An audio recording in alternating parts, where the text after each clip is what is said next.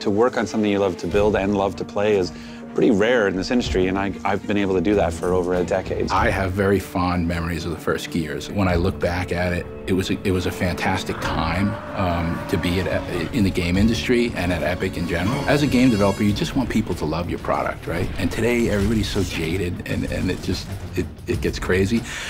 So I was just expecting more of the same, you know, and when it blew up on us, it was a really good feeling. It was pretty fantastic. We're a really small team, we're independent, and everybody just has that insane passion for what we're doing and for this franchise.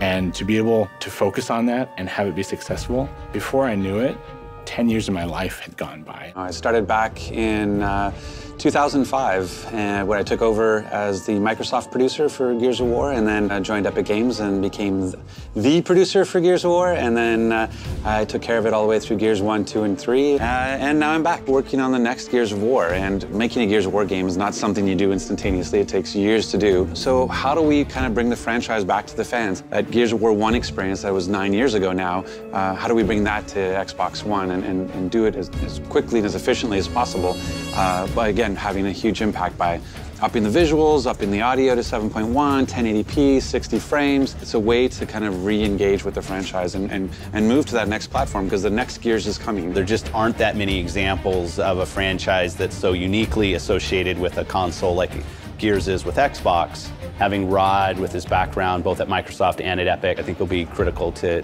Gears. There's a passion and an energy here that just I haven't seen in 10 years. You know, like it feels like what it was like to build the game, you know, the original, is that kind of dedication and passion, and Gears of War is on every screen, and people really are fans of the franchise, and we're pushing them how to make the best Gears possible. And it was this sort of training ground, this proving ground for them to be able to go like, oh, I see how this works. I see what it is to build a Gears of War experience, because it's unique. Typically on a game of this size and this scale, you would have 2 to 3 years to create all of the assets that need to go into the game.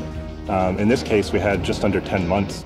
We went to find partners who could help us basically realize our vision for the game. We're now working with a number of different partners in 6 countries and 4 continents around the world. It's always been almost a counterculture franchise inside of our portfolio, which I've always loved. It's been a little edgy, and I think it would just be great to see that Gears mania take over again as people re-fall in love with the franchise. I want people to go back and enjoy the story for what the story was, to enjoy the experience for what it was, and I hope it sort of just gets people excited about Gears of War again. Like, Gears of War is back, and it's back in a big way. This is just the beginning of a long road of awesome Gears of War experiences, and this is just the first, and I know what the next one is, and I can't wait for them to know either.